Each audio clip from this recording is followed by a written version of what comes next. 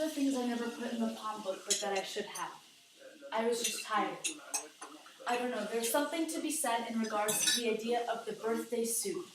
Being naked, exposed. Recently, I've been coming to feel that it isn't as validating as its allure might prompt. To be honest, I think I never put this down because lately, I've been finding the concept of being personal intimidating, misleading, ultimately undercutting. I've always been private, but this is different. I genuinely cannot recall the last time I felt as though I disclosed parts of myself by choice, where I organically initiated an exchange of moods, auras, thoughts, and love with someone else. I think that's why this took as long as it did to make it to paper. I feel like the last few months have been a seesaw of this unsustainable intensity, then a numbness so piercing I lose days at a time. I think a sort of tactic that manifested itself in response to a malignancy that is impersonal at its core, yet gushing with berating undercurrents. As many classes as I've taken, never in my life have I felt more like a slab of meat. I constantly feel like I'm occupying a radically transient space, one in which only my body serves to validate my presence. No hit, and my thoughts, even the tangible pitter-patter of my heart, are secondary, irrelevant to this carapace wearing thin, propped up by a cold desk in a sterile room. There have been too many days where sitting in class is a trial, where learning is nowhere near as enjoyable or validating as it is dreary and draining, where discussion reaffirms bleakness. Knowing something the professor doesn't isn't exciting but depressing, telling, symbolic of the fact that this world works in ways even those who spent their life studying it might have yet to comprehend. A testament to the stories still untold, to the bombs still unmentioned. It isn't the same as when an instructor makes a mistake while writing out an arithmetic problem, or when an elementary school teacher says, "See you tomorrow" on a Friday afternoon. I'm talking about learning false history. I'm talking about whispers being drowned out by the highest dollar and the heaviest book. How do you look a professor in the eye and say, "Sir, I'm sorry, but I don't think that's true. I don't think that militia group was actually responsible for that assassination. There was no motive, no proof, and there was never actually a trial. To be honest, sir, your terrorists are the only political party I glean even an ounce of hope from, and I'm willing to bet even money on a different instigator, that one that's typically suspended from these types of accountability." I'm talking about being permanently encapsulated in a seemingly inescapable sheath. I am talking about naively, so fucking naively, taking a class to get a better insight into things that are happening but never discussed, only to be sitting in a room full of camo and ties, people who aren't interested in my family's history, but either how they can contribute to its destruction or profit from it. But I'm also talking about being in a class and listening to the downest of the down. Ansel Dua, Hook's Lord-praising activistas agree that American soldiers know how to treat Muslim women best, that the waves of colonization have all crashed, and now it was a matter of dangling their legacy. I'm talking about professors letting students think that some of history's most prolific anti-imperialist, pro-resistance revolutionaries were dictatorial rulers. I'm talking about coming home from class with tears in cheeks and nausea bursting from every orifice of my body. For some, class is just an arena to exercise debate skills, power, and knowledge. Game cocks with cocks out. More importantly, the content is just that. Words put to a syllabus, readings for a discussion, midterms for a grade. Most importantly, the fact that some might have a personal narrative that intersects with this discussion or that lecture is so far gone, I somehow feel closer to Beirut than the person at arm's length. I think that's what I meant when I said I felt ephemeral. It's this moment of manhandling mouths, philosophizing about over there, working to expel my body from the room, suspending it in this space that I can't really put to words. What I do know is, when I said I felt numb, that's what I meant.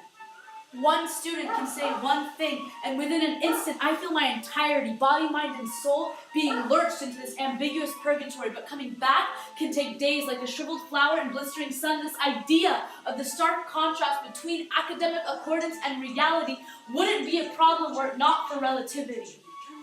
In all honesty, relative to relativity, the webs of let it can reap possess the propensity to etch themselves in elaborate strains at a rate so fast the previous have yet to finish formation. I will be the first to admit there's beauty in parallel.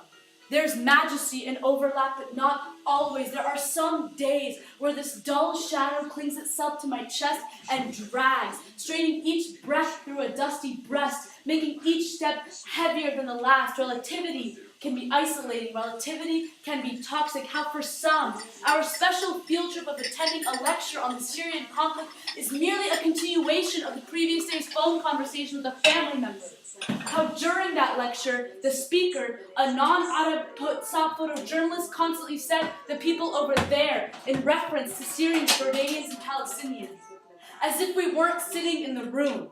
As if the reason we didn't recognize the faces in the photos he showed us wasn't due to any sort of statistical coincidence or chance, but because refugees and their families didn't get past borderline camps and border towns, as if the politics of relocation didn't extend beyond a certain point, Bilad al-Sham, as if the waves of bodies were currently dispersed were coincidental, unrelated, irrelevant to those that predated or followed, as if refugees are a new thing. As if there weren't a machine that's been working to crank out exodus on the daily amoeba colonies. I am talking about family picking up and moving time and time again in an attempt to circumvent the horrors of imperialistically funded, constructed civil unrest and the resulting gore, only to be reacquainted with it tenfold each time. I am talking about the idea of association, watching a city previously pure becoming acquainted with the familiar violence. The idea of an eye being forced to project old memories onto new bodies and buildings. Al-Qahira, watching my mother bawl her eyes out in mourning of her aunt, felt like a sledgehammer across the face because I couldn't tell if she was crying over her aunt or memories of Damascus. And I'm not talking about the pseudo-philosophical concept of a place and time only existing in that moment and thus being unreachable purely through contextual, metaphysical, semantic bullshit. I am talking about cities hollowed out, homes reduced to rubble, flesh scraped from dirt. This isn't in response to one particular person or moment. I'm not talking about one of those chance instances that sparked a fire big enough itself. When someone drops a reference to this war or that conflict, I freeze. Since I was a kid, I've always been taught that if you read, analyze, and contextualize, things will make sense. Even if the ultimate conclusion is, this doesn't make sense. But what do you do when all those theoretical conversations regarding the erasure of the narrative of the colonized and the boom of the voice of the oppressor are happening in your classroom? Because, to be honest, I don't really know what to make of it. I just know that since 9/11, I've always felt a little naked whenever the word Arab or Muslim is thrown around. A mixture of having something to prove while simultaneously knowing the people in question aren't worth proving it to. But that was 12 years ago. That vulnerability that used to peek out once in a blue moon has become exponentially encompassing. I genuinely feel the armor on my body submit and subduct to an underlying dermis, like a fetus resorbing another, a pink flesh too raw to deflect, too new to do anything but bleed and scab over. It's just odd. The innermost broken parts of self that I can't even share with those I've kissed are suddenly being prodded, groped, and dissected by sloppy scalpels and dystrophic hearts, jarred in vinegar for later examination. Students in class waxing poetic about what to do in places they still can't point out on a map. Conflicts spanning 10 times the amount of years any one of us have been alive, and this boy thinks he has an answer. The over there in question at that moment is a place where family was born but couldn't stay, where smoking a cigarette at a fence is an act of revolution so fierce it's beyond words. He said we should either move or kill all the Palestinians. To be frank, though his gall knocked the wind out of me, I think it's the aftershock of the statement that was most jarring. The fact that though his wording wasn't admirable, his thoughts were ringing loud and clear somewhere, a place that mattered, resonating with resolutions, bills, lobbies, and armies, a shared zeal coursing through shared veins. I've never felt as though I was running low on something to give until this year. I've never been more aware of the strings converging, working to thread a catch cable between my lips, so complex there are more hands holding it in place than to unwind it. The layers are clear. distinct, but ultimately converge into an amorphous parasite, intangible, indescribable, but ever present. I don't know, I think another reason, the real reason I've been skeptical about working to match feelings to words and words to paper is because I just feel wrong. I never talk about these things because my supposed narrative in this is light years away from the core. It is a fraction of the bigger picture, an imitation of the real thing, one that hasn't been fortified with standing tall in the face of artillery fire and year-round barrages, places I experience a few months out of the year, violence that I barely sampled, what it means to have an eternal map of the fastest way home, of the roads without checkpoints, paths concealed from aerial view, all memorized. What it means that my 12-year-old cousin was happy that the latest invasion meant schools were closed until further notice.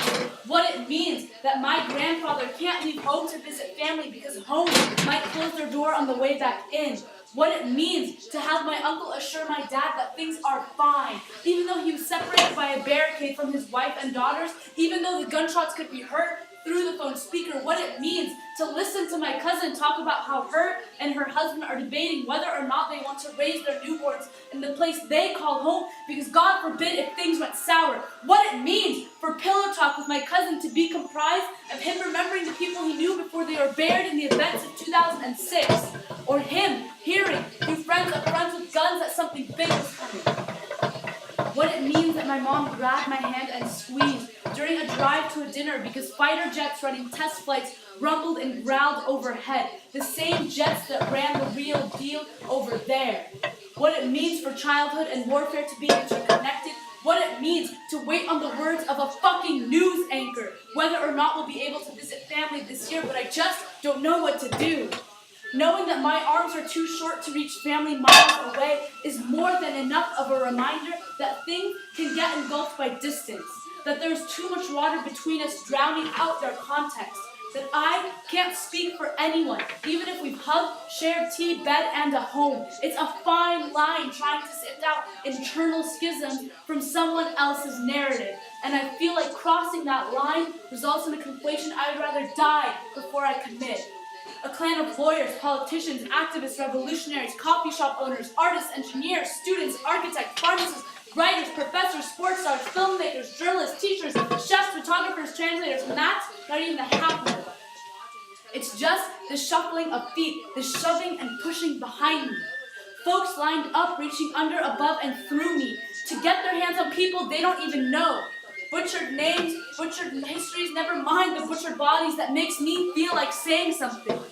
But I'm not here to stand and humanize anyone. I'm not kneeling in some sort of stew of submission, desperation, or indignity, and I sure as hell am not going to drown my family in that. Giants, titans, deities even the finest myths could never account for. They are supreme beings whose place in this world is cosmic, infinite, transcendental, and unwavering, and they damn sure don't need me or the warlords of this world trying to compose any sort of exposition or account of their existence. As absent as I felt this year, sharing space with family has never been more healing, never made me feel more alive. Whether it's over tea and cards or shit-talking with drinks, being in a room with warriors is invigorating in a way I will never be able to put to words. Hearts writhing to a secret beat only the underground can feel. Can you feel it?